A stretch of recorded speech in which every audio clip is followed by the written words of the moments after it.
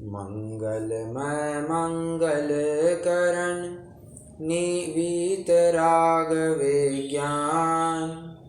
नमो ताहि जात भय अरहंतादि महान।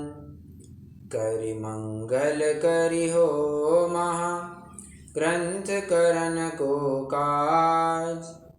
जात मिलै समाज सब पावे निज पद राज।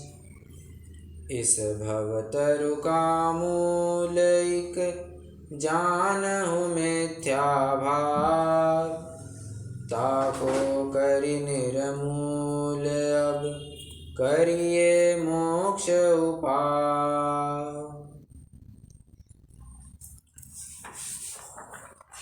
सातवें अधिकार की चर्चा हमने प्रारंभ की है। गत 3 कक्षाओं से हम इसके भूमिका स्वरूप कई सारे बिंदुओं के ऊपर चर्चा कर चुके हैं। सर्वप्रथम तो हमने इसका मंगलाचरण देखा। मंगलाचरण के पश्चात उत्थानिका के रूप में जो 4-5 लाइनें दी हुई है उसका हमने थोड़ा सा अध्ययन किया। तत्पश्चात निश्चय और व्यवहार, वस्तु स्वरूप तथा मोक्ष मार्ग के परिप्रेक्ष्य में इस प्रकरण के ऊपर हमने काफ़ी विचार विमर्श किया। और निश्चयाभासी, व्यवहाराभासी, उभयाभासी, इन तीनों जीवों की किस प्रकार प्रवृत्ति होती है एक उदाहरण के माध्यम से समझा और किन प्रकार की भूलें करते हैं मोक्ष मार्ग संबंधी और वस्तु स्वरूप संबंधी, उसका भी यहाँ से जिक्र किया गया था। आज हमें मूल प्रकरण को प्रारंभ करना है। आज आप कहेंगे हाँ, अब प्रकरण कहीं प्रारंभ हो रहा है। अब निश्चयाभासी मिथ्या दृष्टि जो जीव है वो किस प्रकार की भूलें करता है। जहाँ तक मैंने देखा लगभग 5 प्रकार की भूलें वो करता पाया जाता है। 5 प्रकार की, तो मैंने जितना पढ़ करके पॉइंट्स नोट किए उस हिसाब से मुझे 5 प्रकार की भूलें दिखी। किसमें? वस्तु स्वरूप संबंधी। क्या कहा? वस्तु स्वरूप संबंधी उसकी 5 भूलें हैं। अपन ने शॉर्ट में ज़रूर देखा था कि वस्तु को शुद्ध मात्र मानता है और अशुद्धता का बिल्कुल उच्छेद कर देता है। वृत्तपशील संयम का पूर्णतः उच्छेद करता है। तो वृत्तपशील संयम का जो पूर्णतः उच्छेद करता है ना, उसका प्रकरण अलग से चलेगा। क्यों? क्योंकि वो मोक्ष मार्ग संबंधी उसकी भूल है। वस्तु स्वरूप संबंधी क्या भूल चल रही है कि जो पर्याय की अशुद्धता है, स्वयं का संसारीपना है, उसको वो स्वीकार ही नहीं करता। बराबर? इस बात को लेकर के 5 बिंदु रखे गए हैं अलग अलग मुद्दों के माध्यम से कि वो किस प्रकार की भूलें करता है। ठीक है, आइए हम एक एक करके भूलों की चर्चा करना प्रारंभ करते हैं। 1 मिनट, हाँ बस 1 मिनट।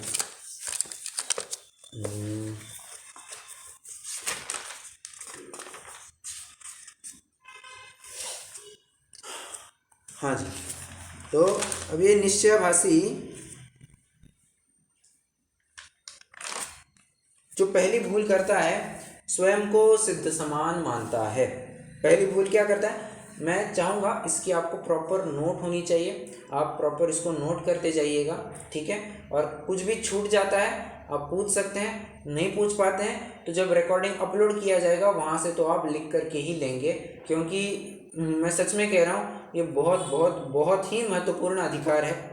हम जैनी हैं, हम ये समझ तो जाते हैं कि हम कुगुरु कुदेव कुशास्त्र के सामने। आवाज आ रही है अभी?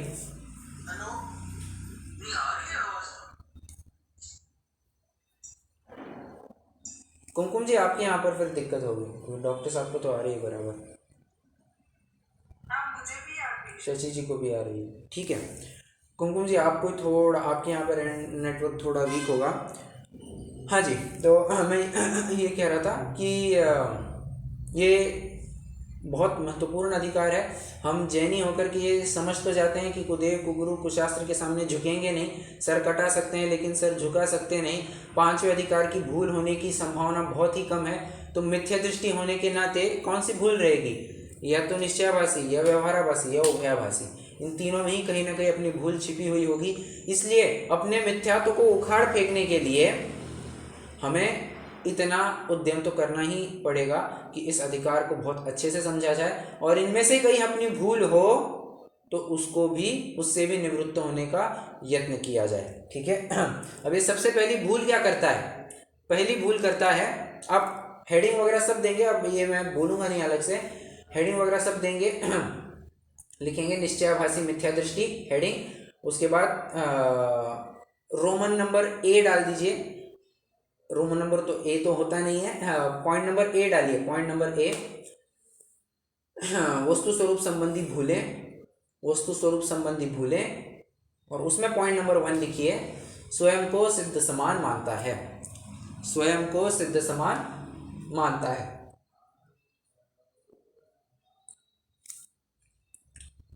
अब प्रश्न है मेरा, ग्रंथ में जरा अभी मत देखिए, अपन जब चाहिए तब पढ़ेंगे ही। आपको क्या लगता है उसने ग्रंथों में किस प्रकार के कथन पढ़े होंगे तब जाकर के उसको ये ऐसी भूल हो गई है कि मैं सिद्ध समान हूँ?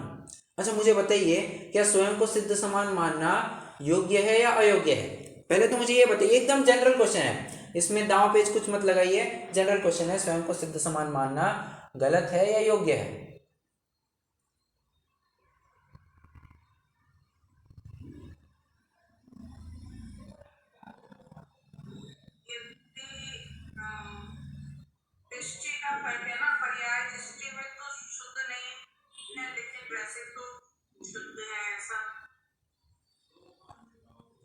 ठीक है, मतलब अगर आप इतना कहना चाहते हैं कि एक त्रिकाल स्वभाव की अपेक्षा तो सिद्ध समान ही है, तो सिद्धों जैसी ही शक्ति जो सिद्धों में अब व्यक्त हो चुकी है वैसी शक्ति आज मुझ में भी है। ठीक है, तो ये बेसिक आइडिया है, इसको मानने में कोई दिक्कत नहीं है। पंडित साहब फिर उसको यहाँ पर भूल कैसे कह रहे हैं? पंडित साहब भूल इसलिए कह रहे हैं क्योंकि अब समझना, आप जो भी कथन पढ़ेंगे ना, आपको लगेगा ये तो सही कथन है, ये इसको भूल कैसे कह दिया? इसीलिए अपनी 3 दिन की कक्षा थी, 3 दिन जो भूमिका की कक्षा थी ना, वो इसी के लिए थी। वो इतना समझना, स्वयं को सिद्ध समान मानता है एक स्टेटमेंट, बट स्वयं में जो अशुद्धता है, स्वयं का संसारीपना है, स्वयं के संसारीपने को स्वीकारता नहीं है। ये उसकी मूल भूल तो ये है।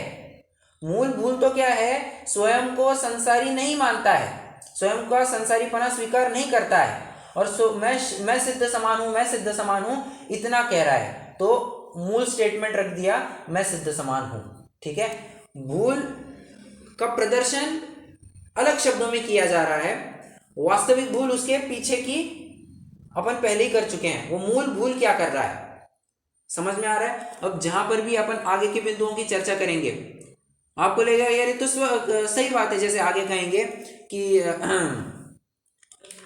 स्वयं का केवल ज्ञान स्वभाव मानता है, स्वयं को केवल ज्ञानी मानता है। अब मुझे बताइए, क्या केवल ज्ञानी नहीं है हम? क्या हम केवल ज्ञानी नहीं है? स्वभाव से बिल्कुल केवल ज्ञान स्वभाव है हमारा, बिल्कुल केवल ज्ञान स्वभाव वाले हैं। बट दिक्कत कहाँ आती है? वो वर्तमान में ही केवल ज्ञान स्वभाव मान रहा है, वर्तमान में ही केवल ज्ञान होना मानता है। ठीक है, सो ऐसी बात है, ये भूल आपको समझनी पड़ेगी, इसकी चर्चा अपन करेंगे। बट जो 3 दिन की कक्षा में अपन ने भूमिका जमाई है उसका पूरा एप्लीकेशन अब यहाँ पर आपको लगाना पड़ेगा। अगर आप वो अप्लाई करना चूक जाते हैं, वो अप्लाई करने से चूक जाते हैं तो दिक्कतें हो जाएंगी, आपको फिर ये अधिकार ही नहीं समझ में आएगा, यार ये क्या बात कर रहे हैं क्या नहीं कर रहे हैं। तो थोड़ा सा कठिन ज़रूर जा सकता है, बट भूमिका अगर आपको क्लियर हो गई होगी तो ये अधिकार बहुत सरल रहेगा। देखिए, अब मुझे बताइए आपको क्या लगता है उसने किस प्रकार के कथन पढ़ करके ये मान्यता डेवलप की है कि मैं सिद्ध समान हूँ? किस प्रकार के कथन जिनागम में पाए जाते हैं, बताना जरा।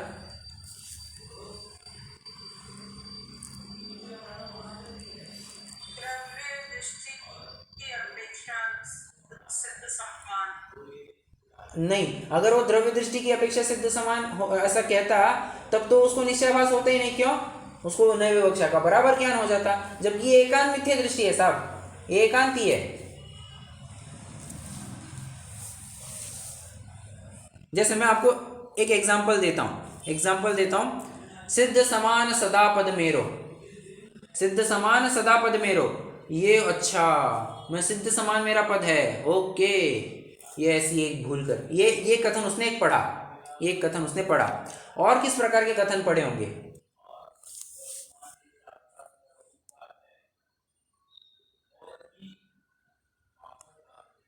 बताइए।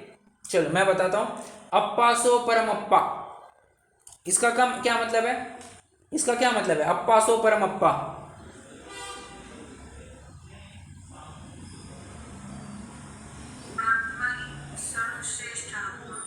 बराबर, आत्मा ही परमात्मा। ठीक है, तो अप्पा सो परमात्मा कही, ओ आत्मा ही परमात्मा, ओके ओके। एक और कथन पढ़ लिया। और समय सार में आता है ना, सिद्ध भगवान सिद्धत्व के कारण आत्मा के प्रतिछंद के स्थान पर है। क्या बात आई? सिद्ध भगवान सिद्धत्व के कारण आत्मा के प्रतिछंद के स्थान पर है, ओके। आत्मा के प्रतिछंद के स्थान पर है, मतलब मैं सिद्ध समान हूं, ओके ओके। और क्या कथन पड़ता है? स्व तथा पर में, स्व तथा पर सब में सिद्धत्व की स्थापना की है।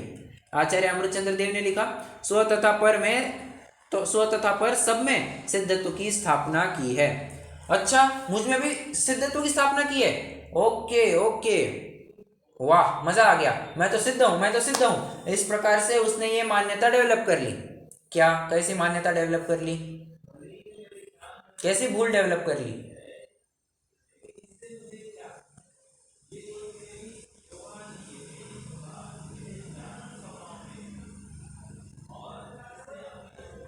अरे किस प्रकार की भूल बना ली उसने?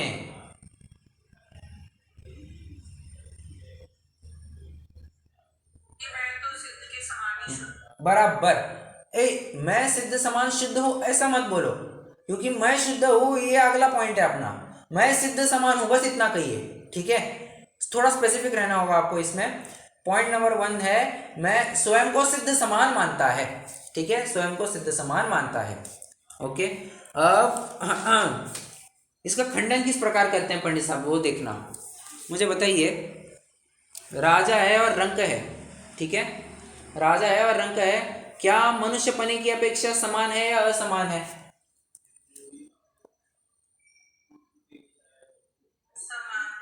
ठीक है, परंतु राजा पना और रंक पने की अपेक्षा समान है या असमान है? क्यों साहब? जब मनुष्य पने की अपेक्षा सब समान है, सब समान है, तो रंक आदेश दे और राजा के आदेश दे, दोनों में कुछ भी फर्क नहीं पड़ना चाहिए जब सब समान है।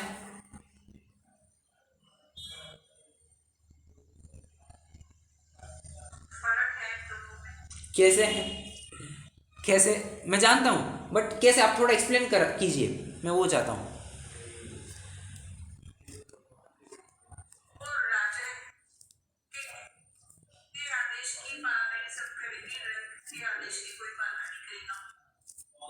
ठीक है, ठीक है।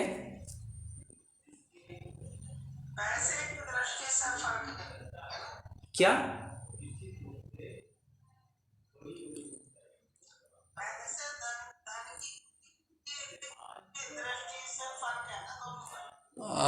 ठीक, ठीक है, ठीक है।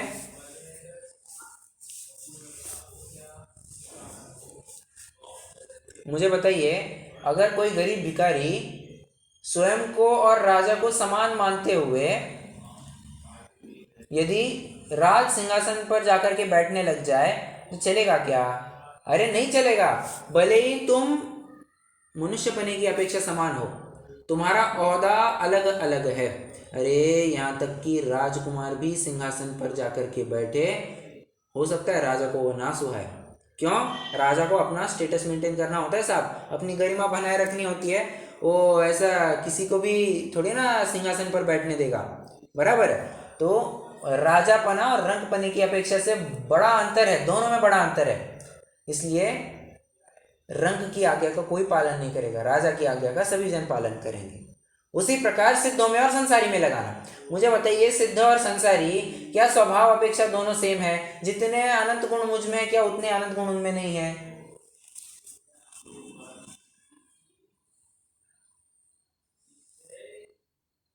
बताना। जितने अनंत गुण हम में है, क्या उससे एक दूसरा कम ज्यादा होगा? स्वभाव की दृष्टि से तो बराबर है। बराबर, स्वभाव की दृष्टि से तो बराबर है। बताइए मुझे, अगर स्वभाव की अपेक्षा समान है तो क्या पूर्णतया समान हो गए? नहीं, पूर्णतया समान नहीं हो गए। पर्याय में देखो, पर्याय में तो वे सिद्ध है, अशरीरी है, तू अभी शरीर वाला है, तू संसारी है। पंडित साहब इसके लिए कहते हैं आप प्रत्यक्ष संसारी है। मतलब साफ साफ दिख रहा है यार, तू संसारी है, तू स्वयं को सिद्ध कैसे मानता है? स्वयं की संसारी अवस्था को तू स्वीकार क्यों नहीं करता है? पंडित साहब का ये प्रश्न है। अब मुझे वैसे एक प्रश्न और सता रहा है, मुझे बताइए, आप प्रत्यक्ष संसारी है, यहां प्रत्यक्ष मतलब क्या? कौन सा प्रत्यक्ष है?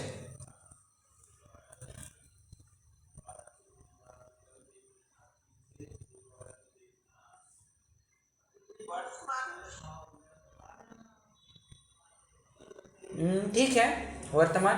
बट प्रत्यक्ष के भेद है ना, साम व्यवहारिक, क्या कहते हैं, और अनुभव गोचर, और आगम का, सैद्धांतिक, ये कौन सा है ये?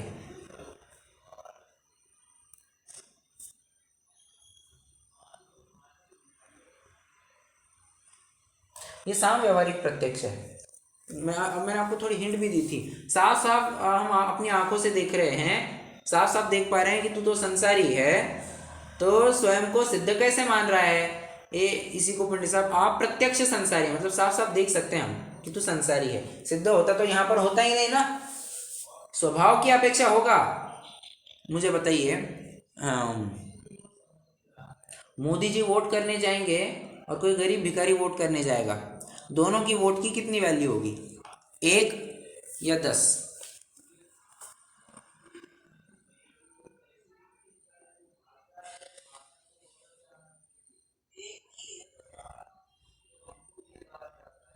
बराबर, एक ही है। हाँ, मोदी जी वोट करेंगे तो एक ही वैल्यू कंसिडर की जाएगी। मैं वोट करता हूँ तो मेरे भी एक ही वोट कंसिडर किया जाएगा। ओके, बट ऐसा होने के बावजूद भी जीत करके आएगा तो मोदी की ही जय जयकारा होने वाली है, मेरी कोई जय जयकारा नहीं करने वाला है। इतनी बात समझ लेना, मेरी कोई जय जयकारा नहीं होगी, जय जयकारा जो होगी वो उन्हीं की होगी। बस ऐसी बात यहाँ पर लगा लेनी है। सिद्ध और संसारी में स्वभाव अपेक्षा दोनों सेम होंगे, बट व्यक्तिता पर्याय की अपेक्षा अभी दोनों भी अलग अलग हो। जो निगोद में, बात को पूरा कीजिए, जो निगोद में आगे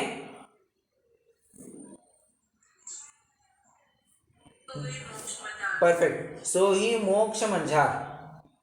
जो मेरा है वही निगोद में भी था और वही मोक्ष में भी है, मतलब हर जगह तो वही बात है ना।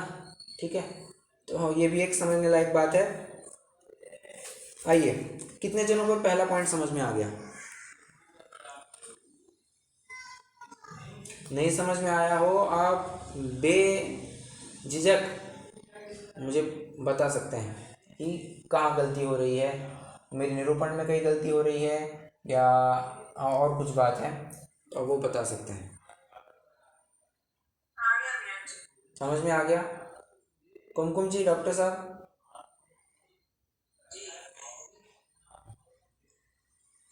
ओके, चलिए, तो पहला पॉइंट क्या था? स्वयं को सिद्ध समान मानता है। अब इसका हम थोड़ा सा पैराग्राफ पढ़ लेते हैं। हाँ जी, पढ़िएगा। थोड़ा थोड़ा सा आहिस्ता पढ़ना है, जो भी पढ़ेगा थोड़ा आहिस्ता पढ़ेंगे। इतने ही जीव निश्चय को न जानते हुए निश्चयाभास के श्रद्धाहीन होकर अपने को मोक्षमार्गी मानते हैं, अपने आत्मा का सिद्ध समान अनुभव करते हैं। आप प्रत्यक्ष संसारी हैं, भ्रम से अपने को सिद्ध मानते हैं, वही मिथ्या दृष्टि है। शास्त्रों में जो सिद्ध समान आत्मा को कहा है वह द्रव्य अंडरलाइन, जैसे राजा और रंग, ये लाइन आपको पूरी अंडरलाइन करनी है। हाँ जी, सॉरी टू इंटरप्ट। राजा और रंग मनुष्य पने की अपेक्षा समान है, परंतु राजा पने और रंग पने की अपेक्षा से तो समान नहीं है। उसी प्रकार सिद्ध और संसारी जीवत्व पने की अपेक्षा समान है, परंतु सिद्ध पने और संसारी पने की अपेक्षा तो समान नहीं है। तथापि ये तो जैसे सिद्ध शुद्ध है वैसा ही अपने को शुद्ध मानते हैं, परंतु वह शुद्ध अशुद्ध अवस्था पर्याय है। इस पर्याय अपेक्षा समानता मानी जाए तो यही मिथ्या दृष्टि। बस ये हो गया, ये अपना पहला पॉइंट कवर हो गया। देखो तथापि ये तो जैसे सिद्ध शुद्ध है वैसे ही अपने को शुद्ध मानते हैं, परंतु वह शुद्ध अशुद्ध अवस्था पर्याय है। इस पर्याय अपेक्षा समानता मानी जाए तो यही मिथ्या दृष्टि है। ठीक है, वहाँ पर तो पर्याय में भी शुद्धता प्रकट हो गई है, तेरी तो पर्याय में शुद्धता भी प्रकट हुई ही नहीं है, तेरी तो शुद्ध अशुद्ध पर्याय का पिंड तेरा द्रव्य, तो उसी को पूर्ण शुद्ध कैसे मान रहा है? ठीक है, सिद्ध समान कैसे मान रहा है, ये उसकी दिक्कत है। चलिए अब दूसरा पॉइंट लिखना है आपको, स्वयं को शुद्ध मानता है। ओ माय बैड, स्वयं को शुद्ध मानता है, अरे इसी में कवर हो गया, हाँ इसी में कवर हो गया। मैंने उसको हालांकि अलग सा पॉइंट लिखाया था, मैंने नोट करते हुए उसको अलग सा पॉइंट लिखा था। चलो कोई दिक्कत नहीं, उसकी थोड़ी चर्चा करते हैं अपन, पढ़ करके तो हो गया अपना, मैंने मार्क भी वैसे किया था। चलो दूसरा पॉइंट लिखना है, स्वयं को शुद्ध मानता है, स्वयं को शुद्ध मानता है।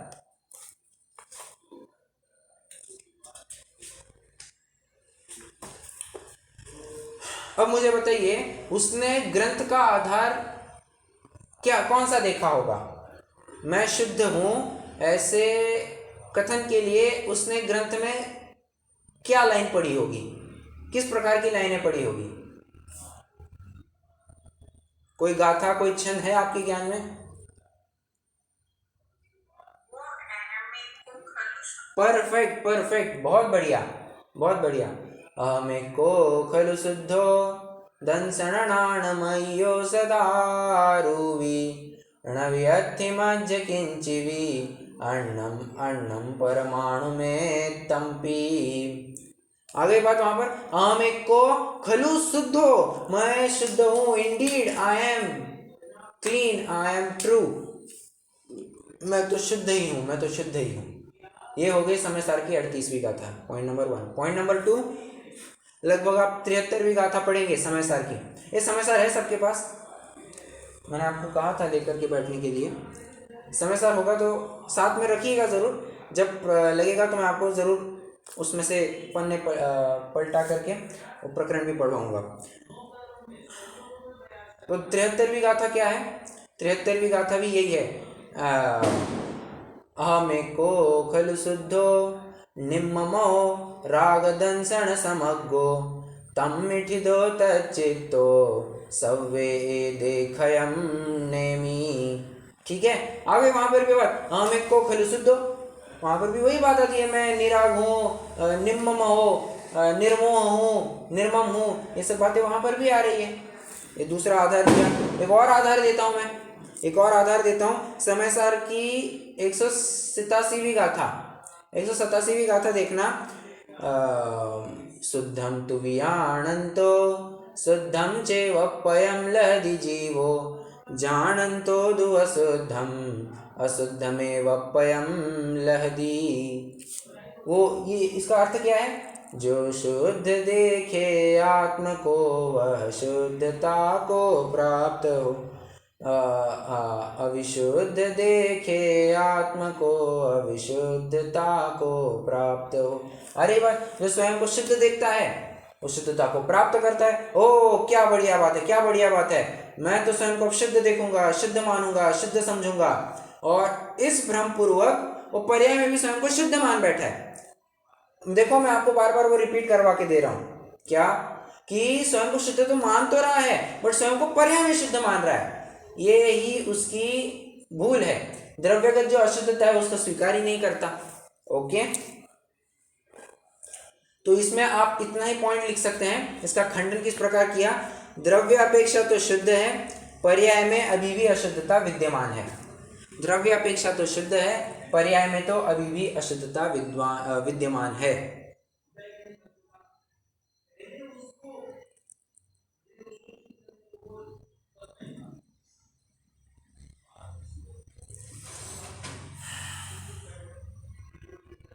हो गया?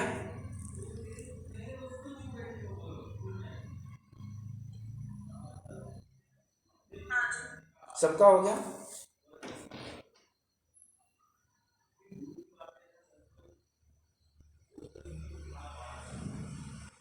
डॉक्टर साहब, कुमकुम जी, समझ में नहीं आया क्या, या हो गया, क्या क्या बात है? आज डॉक्टर साहब तो कल से भी ज़्यादा शांत लग रहे हैं।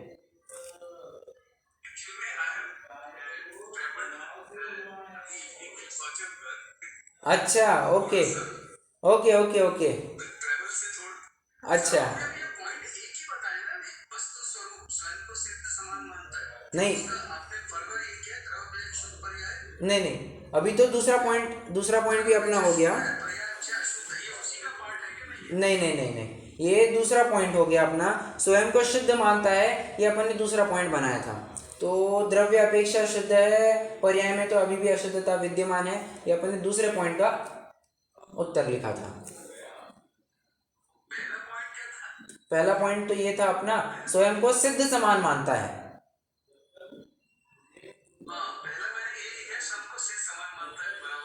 बराबर, इसका खंड, हाँ बराबर, और सेकंड था स्वयं को शुद्ध मानता है।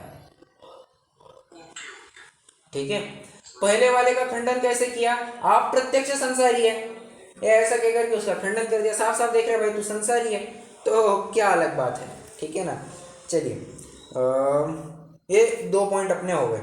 अब तीसरा पॉइंट, ये पॉइंट थोड़ा लंबा चलेगा, ये पॉइंट मैं आपको बता रहा हूँ थोड़ा लंबा चलेगा, तो देखते हैं कैसी होती है बात। स्वयं को केवल ज्ञानी मानता है, स्वयं को केवल ज्ञानी मानता है, ये उसकी तीसरी दिक्कत। वैसे बताऊं, नियम सार में आपको सर्वत्र ऐसा ही विवेचन मिलेगा, क्या कि जीव केवल ज्ञान वाला है। प्रवचन सार में क्या मिलेगा, वहाँ पर तो हालांकि ज्ञेय ज्ञान की सारी बात हुई है, तो ऐसे तो अपन वो कह नहीं सकते, बट नियम सार में तो आपको सर्वत्र ऐसी बात मिलेगी ही मिलेगी। और समय सार में भी आपको जहाँ तहाँ फैले हुए प्रकरण मिल ही जाएंगे कि जीव तो केवल ज्ञान स्वभाव वाला है, कितने सारे आपको कथन मिल जाएंगे। अब दिक्कत क्या हो रही है, उसकी दिक्कत ये हो रही है कि स्वयं को वर्तमान में ही केवल ज्ञान मानता है। मुझे बताइए वर्तमान में केवल ज्ञान है क्या?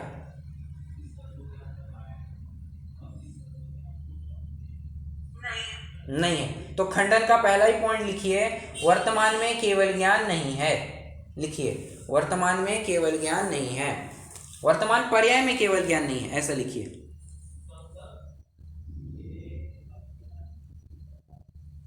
वर्तमान में केवल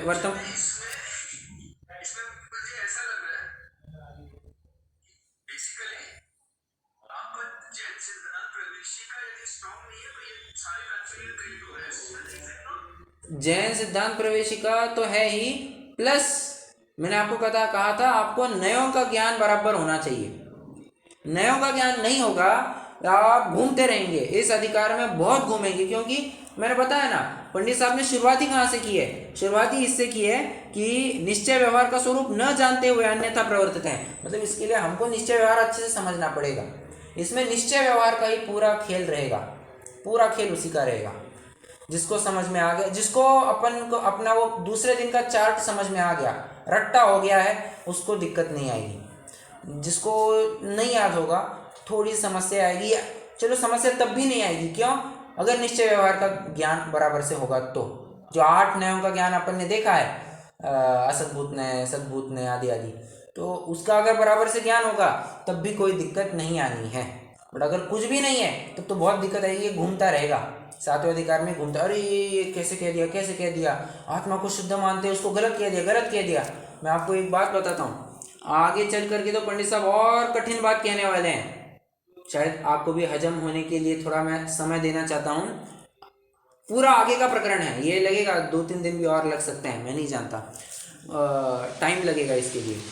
प्रकरण आगे आएगा कि शुद्धात्मा के चिंतन मात्र ही से तो सम्यक्त्व नहीं होता है। क्या बात कह दी, शुद्धात्मा के चिंतन मात्र से ही तो सम्यक्त्व नहीं होता है, ऐसा पंडित साहब स्वयं लिखेंगे। आप कहेंगे यार ये गलत बात है, गलत है, कैसा लिख दिया, कैसे लिख दिया? धीरज रखो, हिम्मत रखो, रुको जरा, सब्र करो, तो शांति से पढ़ेंगे ना तो बराबर ख्याल में आएगा अपन को। और ये भूलें दिखाई जा रही है कि इस प्रकार की वो भूलें कर रहा है। ओके, तो पहला पॉइंट क्या लिखना है? वर्तमान पर्याय में तो निर्विकल्प अवस्था में तो आत्मा का चिंतन भी बंद रहता है। नहीं, वो नहीं आएगा आगे प्रकरण। और सुन, केवल आत्मा के श्रद्धान आदि का ही तो आत्मा के क्या है, आत्मा के अनुभवन ही का तो नाम मोक्ष अपना सम्यक्त्व नहीं है, ऐसा ऐसे शब्द हैं वहाँ के है।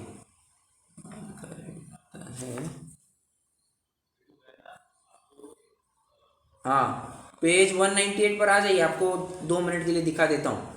पेज 198 एकदम लास्ट लाइन। और चारित्र में रागाधिक दूर करना चाहिए, उसका उद्यम नहीं है। एक अपने आत्मा के शुद्ध अनुभवन को ही मोक्ष मार्ग जानकर संतुष्ट हुआ है। आ रही है बात ख्याल में? केवल इतने मात्र से काम नहीं होगा, पंडित साहब ये बताना चाह रहे हैं।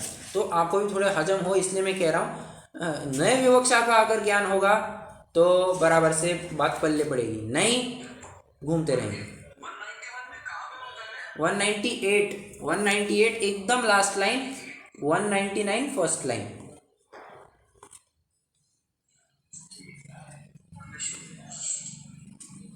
ठीक है, चलिए। तो पहला पॉइंट क्या लिखा अपन ने? वर्तमान पर्याय में केवल ज्ञान तो है नहीं, फुल स्टॉप दिया तो भी चलेगा। मति श्रुत ज्ञान पाया जाता है, मति श्रुत ज्ञान पाया जाता है। अब मुझे बताइए, मति श्रुत ज्ञान यह औपशमिक भाव है, शैक्षणिक भाव है, क्षयिक भाव है, औद्योगिक भाव है या परिणामिक भाव है? क्या कौन सा भाव लगता है आपको? कोई भी कोई और उत्तर?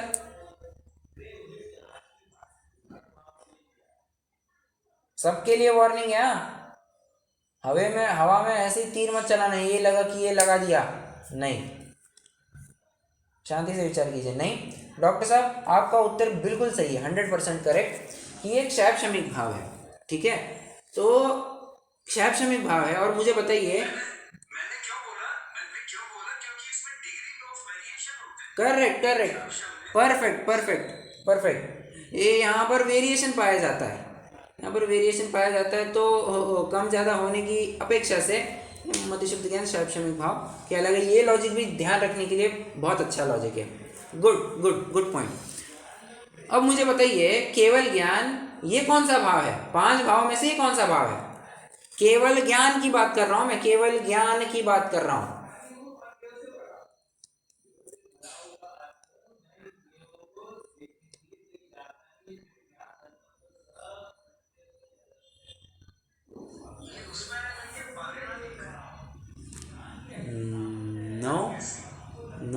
नो, परिणामिक नहीं है।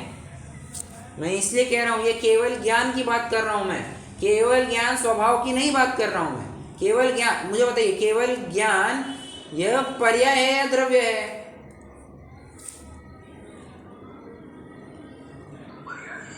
ये तो आत्म जीव द्रव्य के ज्ञान गुण की पर्याय है साहब, समझ में आ रहा है? ये तो पर्याय है, पर्याय। तो हाँ, मैं केवल इसलिए मैंने आपको सबके लिए मैंने ये बहुत जोर दे करके कहा, केवल ज्ञान कहा था। तो केवल ज्ञान यह क्षयिक भाव है। अब तू बता, पंडित साहब कह रहे हैं, तू बता कि तेरा तो एक शैक्षणिक भाव, केवल ज्ञान एक क्षयिक भाव, मेल ही नहीं खा रहा है। एक शैक्षणिक भाव एक क्षयिक भाव, तू कैसे मेल बिठाएगा? ओके, और तुझे केवल ज्ञान हुआ है तो केवल ज्ञानी तो वीतरागी भी होते हैं, तो वीतरागी भी नहीं दिख रहा है, बराबर है ना। वीतरागता तो होने के बाद ही केवल ज्ञान होता है, तभी सर्वज्ञता आती है। तो स्वयं को यदि सर्वज्ञ मान रहा है तब तो वीतरागता भी तेरी होनी चाहिए, जबकि तेरी वीतरागता है नहीं। ये पॉइंट मैं थोड़ा मेरी तरफ से दे रहा हूँ, ओके। ये पहला पॉइंट था। दूसरा पॉइंट, द्रव्यार्थिक नय से तो बराबर कह देना ये क्या कि मैं तो केवल ज्ञान स्वभाव वाला हूं, परंतु पर्याय में प्रकट नहीं है ना, अभी पर्याय में तो प्रकट नहीं है। द्रव्यार्थिक नय से कहो कि ये केवल ज्ञान स्वभावी है, पर्याय में तो अभी तक प्रकट नहीं है, इसलिए स्वयं को केवल ज्ञानी मानना बिल्कुल भी उचित नहीं है। अब समझना, उसका एक प्रश्न है। मुझे कितने बजे हैं? ओह 40 मिनट होने को आ गए क्या? ठीक है, ये कितना प्रश्न लेता हूं मैं। क्या हो गया? हाँ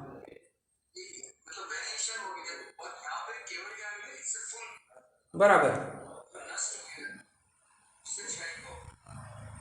बराबर, वहां पर तो अब कंप्लीट शायिक भाव तो उसको कहते हैं ना जहां पर 100% अचीवमेंट हो गई है। 100% अचीवमेंट को ही शायिक भाव कहते हैं, ठीक है। तो ये 100% हो गया अचीव, ज्ञान की मैक्सिमम लेवल है, तो ज्ञान की व्यक्तता तो हो गई है, तो क्षयिक भाव ही कहलाएगा। ओके, अब मुझे बताइए, एक क्षयिक भाव कहलाया है, क्षय से बना क्षयिक, मतलब डेफिनेटली केवल ज्ञान प्रकट हुआ है तो किसी ना किसी कर्म के अभाव में प्रकट हुआ है। तो कौन से कर्म के अभाव में प्रकट हुआ है?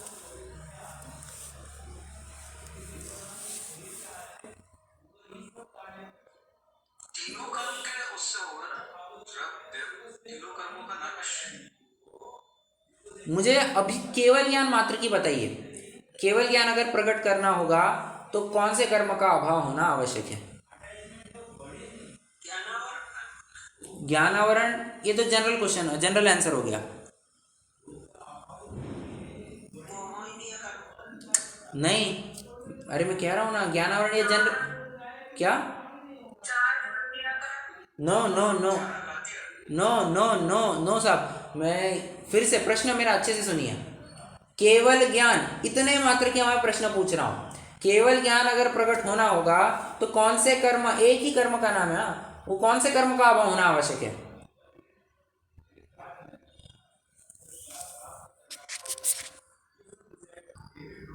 तो कहाँ थे अपन? हाँ, मैं केवल ज्ञान की बात कर रहा हूँ। अरे केवल ज्ञान अगर प्रकट होना होगा तो केवल ज्ञानावरण का अभाव होगा, तो ही ज्ञानावरण का तो अभाव होगा, बट केवल ज्ञानावरण का अभाव होगा, तब जाकर के केवल ज्ञान प्रकट होगा।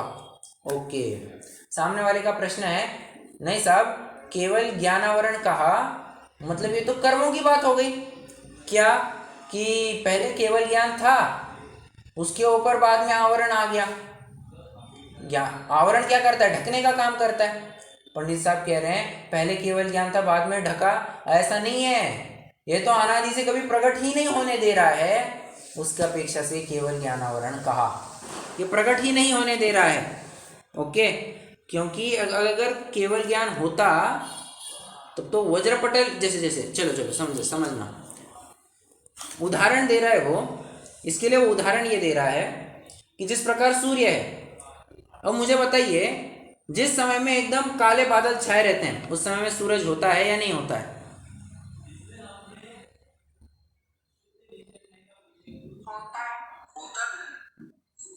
बराबर, वो बादलों, मेघ पटल की वजह से, बराबर मेघ पटल की वजह से उसके ऊपर आवरण आ जाता है।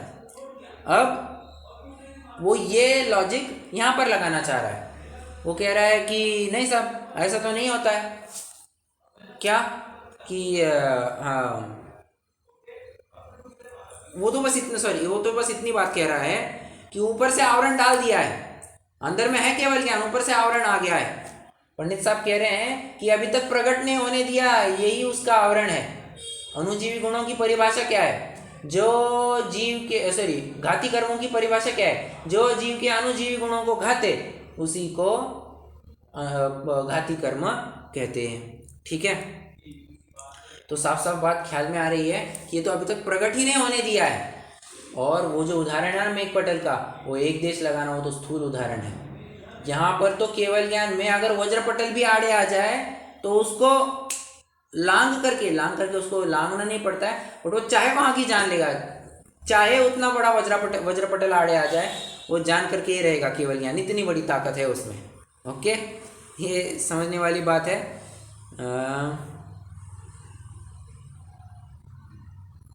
Okay done. तो वज्रपटल भी अगर आड़े आ जाए तो स्पष्ट जानेगा ही जानेगा।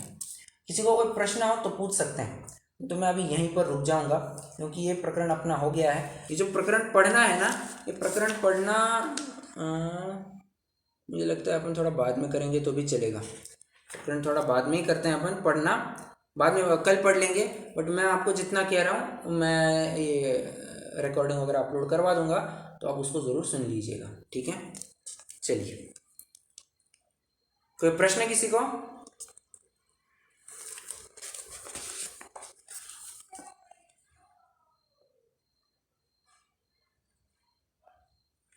नहीं, रुकते हैं, जिनवाणी स्तुति करेंगे। निज निधि निज में बताई यह अनंत उपकार है, इसके लिए जिनवाणी